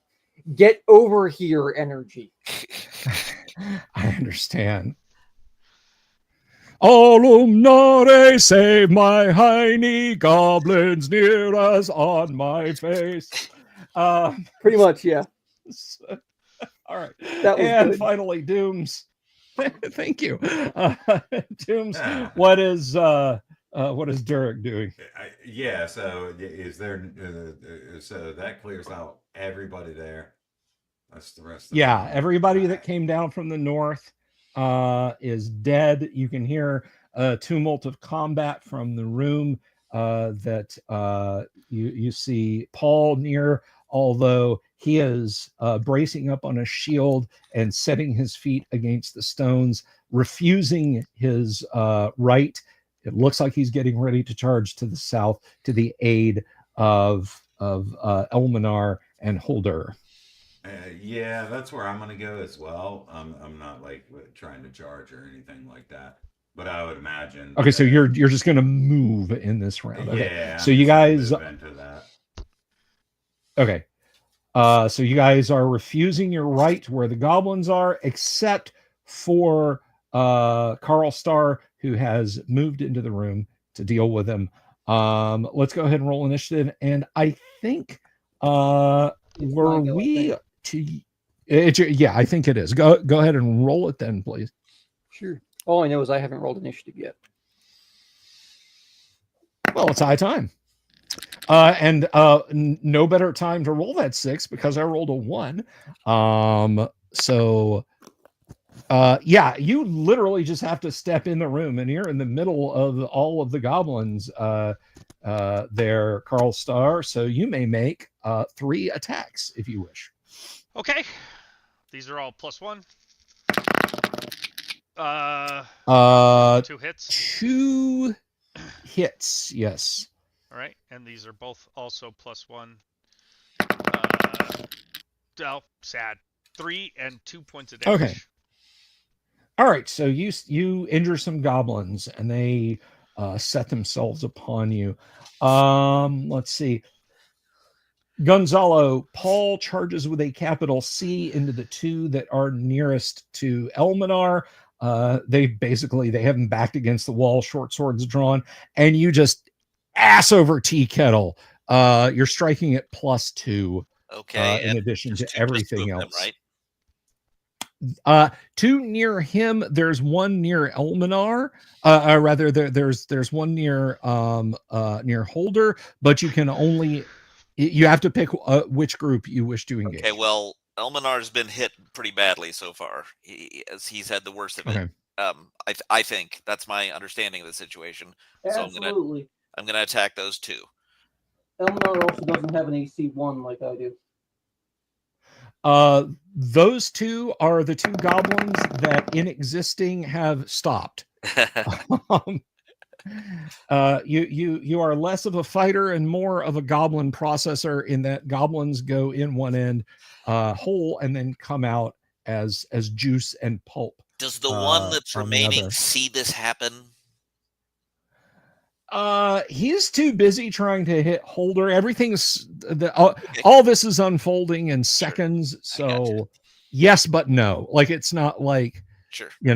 It's kind of battle fatigue is catching up with him. Dooms, you move down there. And Kevin, you have 5 goblins attacking you.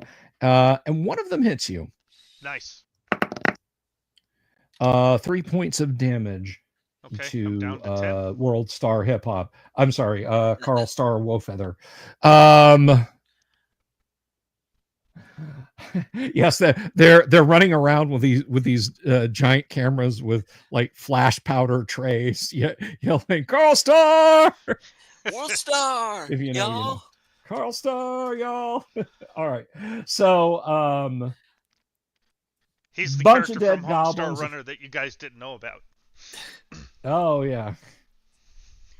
All right, so you're now down there. Oh, and I guess this will go against Holder. Good luck hitting you, and absolutely not. He's gotten 100% better. his attack percentage has increased by 100%. In 18 more rounds, he could start doing you damage, Holder. Most improved. Don't say I didn't warn you. I think screaming like a little girl is helping in this instance.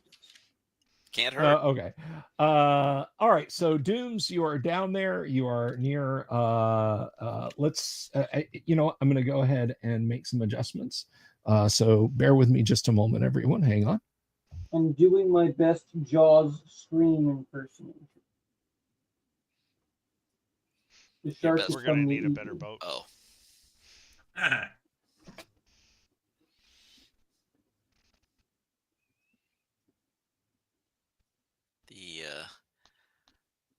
It's a good movie. I need to rewatch that. Even maybe just the Indianapolis speech scene. It's interesting because when I watched that when I was young, right? One, it was disturbing, but 2, I didn't really think it would live out of time, right? But it's actually held up really well, believe it or not. It has. And I still watch it, and I like to go fishing out on the ocean, offshore. I've been off in the Pacific, in the Atlantic, and it really means something to you as like somebody who goes offshore. If you guys have ever been offshore, like out of sight of land, Yep, more than even in 25 a miles lake. out. Yep. Yeah. Well, down here, man, it's like 8 miles out, and you're in the Gulf Stream, and that thing's kicking you north. Young at people, 6-7 miles an hour. Young people do vastly underestimate the effect of the movie Jaws and The Exorcist on young people in the 70s. I could not get in water I couldn't see through for months and years after watching Jaws. Oh yeah. Jaws is one of the best movies of all time. Love it. Yes, it is.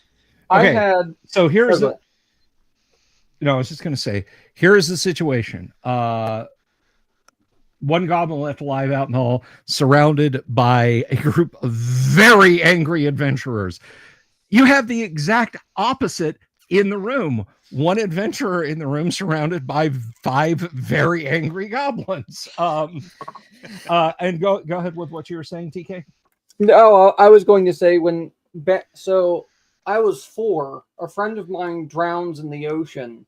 And then that summer, right? The summer after that happens, I go and watch Jaws. Talking about somebody who instilled a fear of the ocean that lasted for the next 7 years. That was it. Only 7? You did pretty good, dude. No. My dad raced sailboats, so I had to get out there. Like I had to. Okay. Yeah. Hey, dude, I was terrified of.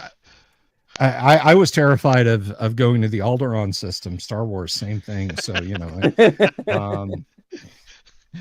all right. Jorge says, let's see. If you see someone that looks very defined in an old black and white picture and the others look a bit blurry, it's a deceased individual. Wow. I never thought about that. Here's another piece of trivia.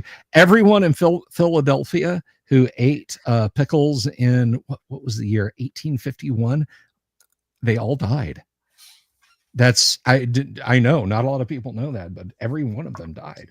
All right. So next round, I'm guessing you're going to do something about the goblin waistcoat you're now wearing there, Carl Star. Are they like getting on top of each other so they could be the same height as I am?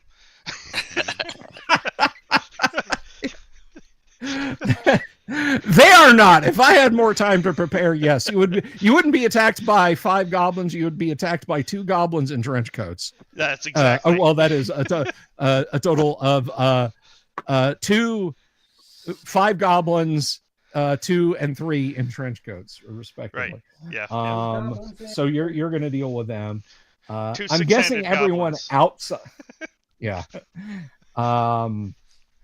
Everyone out in the hall, you guys are about to make this guy the favorite gal at the Sadie Hawkins dance here in the Slave Lords dungeons.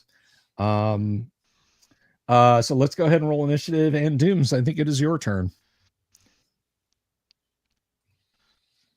Yeah, and incidentally, I'm just going back to the room. This has turned out more pathetically down here than I thought it would have. Okay. All right, so you're just moving back to guard that door. That's my intention. Right. All right. Party got a 3. Okay, so this guy is just lashing out at random. 1, 2, 3, 4, 5, 6. He is swinging his short sword at Elminar. Of course he is. A 12. Let's see. Goblin is 1-1 hit dice. But Elminar is like with the chant and the ring of protection, Elminar actually comes down a little bit. And protection from evil. Well, you've started moving away. So so that happened gotcha. 12. Let's see. 12 up to 1 -1, 12. Nope, that actually does miss. He just misses Elminar. Meanwhile, in the goblin room, chanting. It's useful. 1, 2, 3, 4, 5. Kevin, enjoy this. Oh no. Let's see. 16, 19, 20. Yeah, so you get hit 3 times. Yeah, that's sounds like I'll be healing a corpse. Nope. That is 9 points of damage. I have 1 hit. All right. Okay, it sounds like I will be healing. Okay, counterattack. Counterattack out in the hall. Gonzalo, you wanna try and squash that goblin? Do I get multiple attacks against this guy, or just one? Yes, you will get multiple attacks against this guy. Yeah, that's ample hits. You erase him from the pages of history. I can't not roll my damage dice. I'm sorry. No, I understand. That is a perfectly cromulent. See, I haven't said cromulent in a long time. Perfectly cromulent use of a fistful of d8s. The goblin explodes like a blood sausage. Wasteland reference. Kevin. Yes, absolutely. Wasteland reference. You face death itself in the. You face death itself in the form of 999 dwarves, 999 dwarves, and 999 dwarves. I just love the stupid amounts of monsters you run into in the Bard's Tale games. It's like, it's wait. Mangar sent 3,000 dwarves to fight us. I'm in a hallway. Yeah, exactly. This is a 10 by 10 room. It reminds me of the old dungeons where there's a full adult dragon in a 10 by 10 room, and you're like, wonder how they got in here. How are they fitting in here even though they got in here? Yeah. Just fun times. But it was about the fun. It wasn't about the rational physics, right? And we don't have a physics guy here today, attacks. So it's okay. Well, my answer, if players ever ask, I say there was an evil mage about 2,000 years ago that put it in a state of dormant animation. I'm okay with that. So those both hit. We will assume this is against the wounded ones. Yes. And that's still one. You kill one of them, so there's 4. There's 4 goblins remaining in the room. It's a new round. The 4 goblins see you're woozy, you're bleeding from a lot of cuts. They can go out in a blaze of glory, so they're going to continue trying to hack at you. Doomsword, you just tromped back down the hall in disgust, crossing your arms, standing in front of the door. What is Paul doing, Gonzalo? Paul is rushing into the room to help Carl. So you're moving this round. Kevin, I'm guessing you're attacking this round. Yeah. Let's roll initiative. And importantly enough, back around to you, it's your turn for initiative. Go ahead and roll, please. The worst time to give me initiative. I got a 2. Dear Lord in heaven, I know I don't pray that much, but please let me have this because it would be so fucking funny. Yeah, of course you do.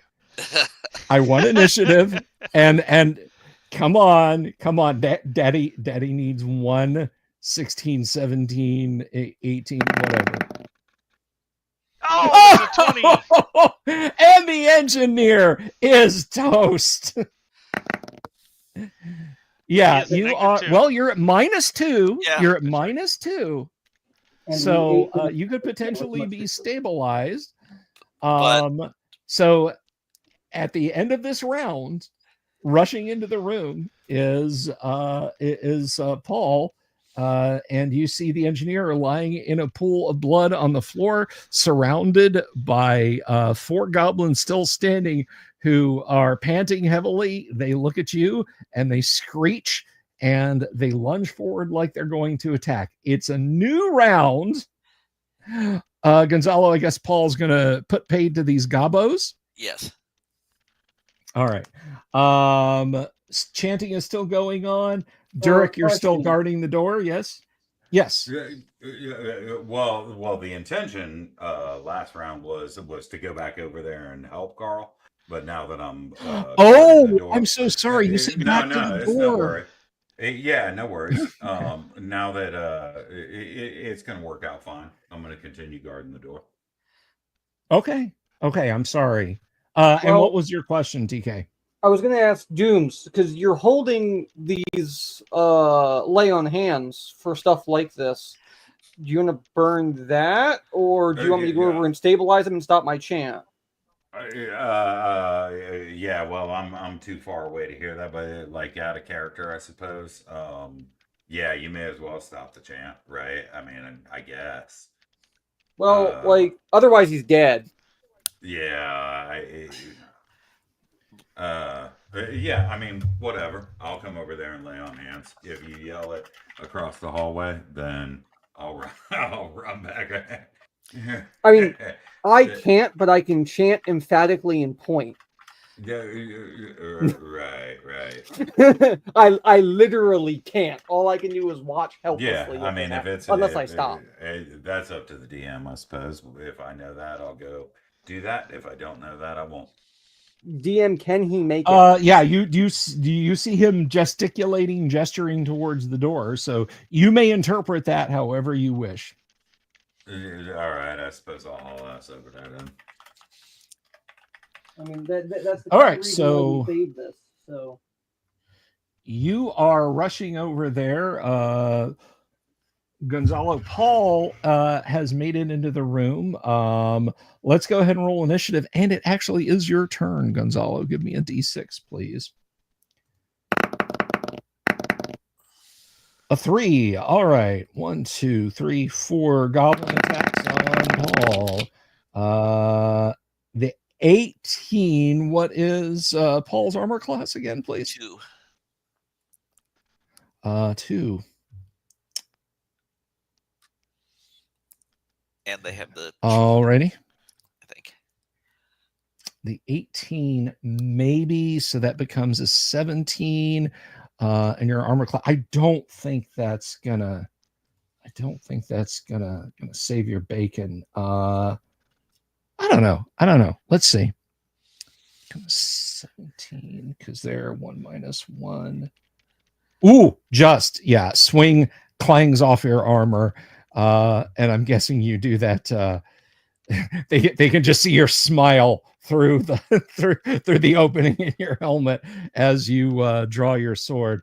An elegant weapon for a more civilized age, not so clumsy or random as a blaster. Do your thing. Oh, okay. Let's see. Well, I rolled 2, and I get 3 more. Yes. The 10 does hit. The 4 also hits. The 5 hits. Well, there's 4 of them. The so 13 hits. Yeah. So basically, you step in and you obliterate them. They all cease to exist. They've joined the choir invisible. Yes, the goblins are all slain. The engineer is lying on the floor, his blood pumping out, and Doom's Durek rushes in and lays on hands and stabilizes him. If there's but a moment to ask Older, is this the best course of action? Who's going to carry him? I mean, you don't have to stabilize him with the lay on hands. Just say you're bandaging him up, and that'll stop him from bleeding out, and then you can heal him up later. Yeah, all right. I'll use the healing proficiency, please, sir. I'm sorry, the what? I'll use the Kender. I'll rub the Kender on it and see what happens. I think Dooms is having some audio problems, so we're gonna let him go for the evening. And I'm just kidding. All right, so you stabilize him, but seriously, do you lay on hands or do you just bandage him up? No, because I mean, I would be aware, right, that if I lay on hands on this guy and all of a sudden he has 10 hit points, he's still incapacitated for a week, right? Yeah, he's still down. Yeah, he's paid his debt. Paul does. Yeah, this dude may as well bleed out from a player perspective, you know. Oh. Well, you can weaken at Bernie's the dude, right? I mean, come on. role-playing opportunity here. Yeah, but you may as well just go back to town if we're sledding this guy around. But I will, however, stabilize him. I'll bandage him and use whatever sort of field. Yeah. You've got bandages and clean water, and you can right on. You could even dump a pint of wine down his mouth and raise him a couple of hit points by getting him moderately drunk.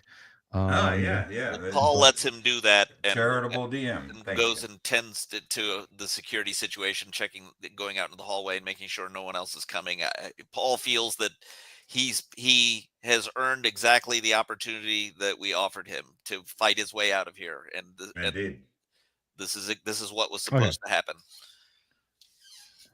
Alrighty, so let's go back over to table view. And what is our best view? It's not that view. It is that view. So I think I can actually move that with the pointer.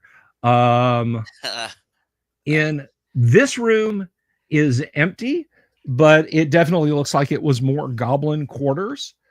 And the room to the north, where you guys were attacked from, is now it's empty, except there is a cave lizard. I don't mean a cave lizard like 11 hit dice can swallow a longboat cave lizard.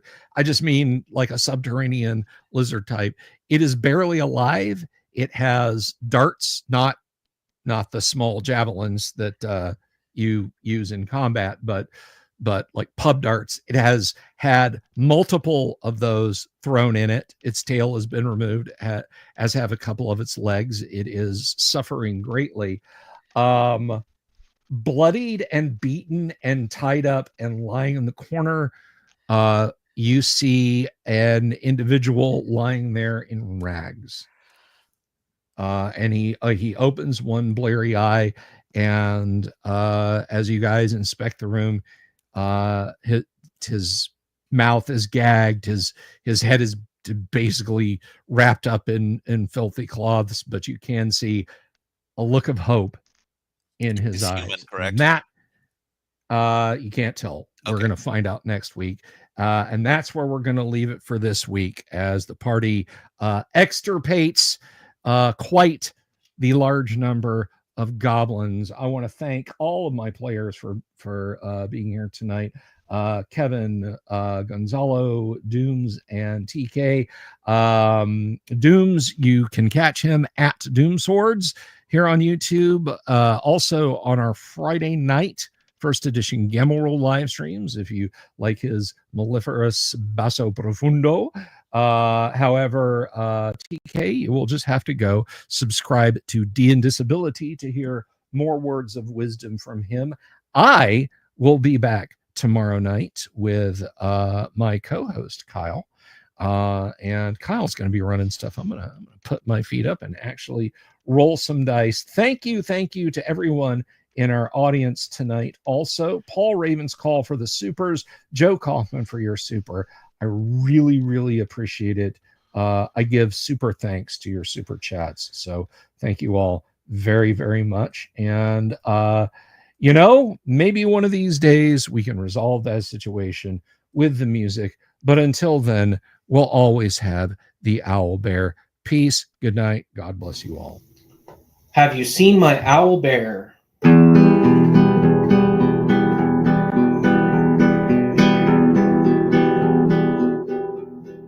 Here's to all the weirdos everywhere, in the woods and in the air. Have you seen my owl bear? Should I shave off all my hair? Bobs are all around, some live in tunnels underground. Some are fat, some are rich, some are sleeping in a ditch.